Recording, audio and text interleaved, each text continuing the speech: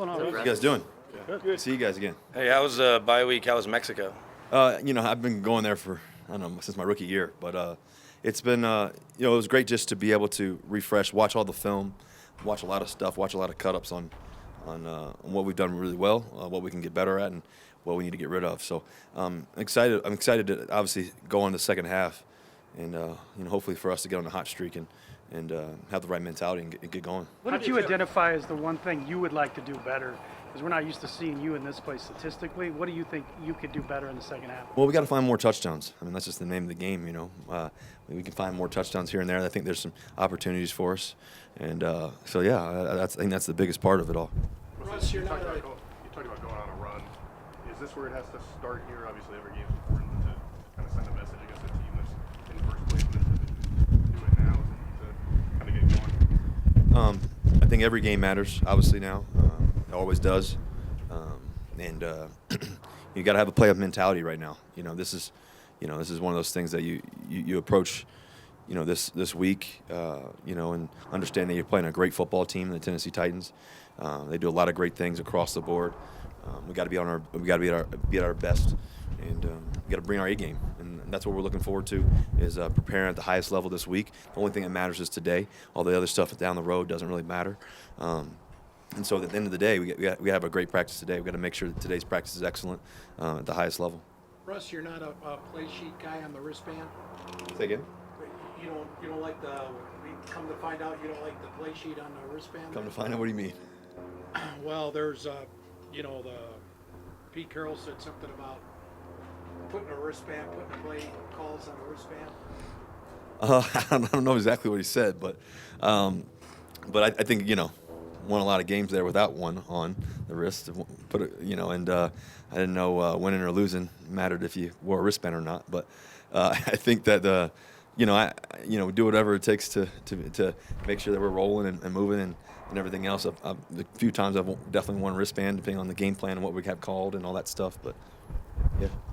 As you go through a season and figure Say again. As you go through a season and figure out, especially in a new situation like this, figure out what works and what doesn't. Do you expand and go different directions in a playbook, or do you narrow it down to emphasize what works? Yeah, I mean, I think you always want to emphasize what's been going really well. I think that's the main focus and who's doing what great and everything else. And then I think ultimately I think you throughout the season you continue to evolve as a team.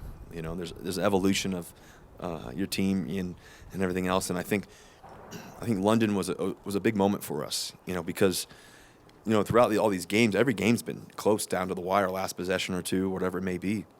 And to be able to execute and win the game with the game on the line, I remember walking out on the field. It was starting to pour down rain a little bit. Rainbow came out. I'm like, all right, well, here we go again. And that's what you look forward to is those moments where you get to answer. You get to answer the call, and not every time is it going to go your way, but every time you believe it's going to go your way, and that's the mentality you have to have when you walk on the field. And so, in clutch situations, big moments, I've never feared them. I don't think our football team does at all either, and we look forward to what's ahead. Obviously, it's going to be a great game this week. Like I said, they have a great football team. They got a lot of great players, and so we got to be at our best. Coach Hackett said there's a big emphasis on converting more third downs. When you look back on things, what do you see as the most correctable thing for you guys to be more successful on third down? I think your first and second down got to be great. It allows you to be, in those situations more times than not. I think it allows you to get in that rhythm as an offense and everything else. So that's something that I think that we're really focused on is just making sure that, every down is the most important down of the day. And every time you step in the huddle, we got to believe and understand that this play is the one that matters. And as we saw in that game in London, KJ making a big play, Dolchich making a play here, Cortland making a play, Jerry making a play, all those on those key third downs, those moments, on first and second down as well. I mean, you never know what play is going to be the one. That's why I always talk about those game-altering plays. You want to be able to capitalize on those. This was a new offense this year. How much more comfortable are you and the rest of the offense now than you were at the beginning of the season? Yeah, I think we're super confident in what we're doing and where we're going. you know, and you know, our mentality. The guys have really put the work in. I know it hasn't been exactly what we've wanted to be. It hasn't been, you know, everything that, you know, you're dreaming up to be it right away. But it doesn't mean that's not going to end in the right way we want it to either. So, you know, you focused on the next task, the next moment, and let's go be great. I saw you posted on social media that today's your dad's birthday. Yeah. Did yeah. that make this day more special, more difficult for you? No, it's not difficult because he's in heaven. I think heaven's a better place than here. You know, it's you know, I think that I was fortunate to have a dad that was raised me, challenged me, pushed me, taught me, read to me, asked me questions, gave me a vision. My mom too, as well, both of them.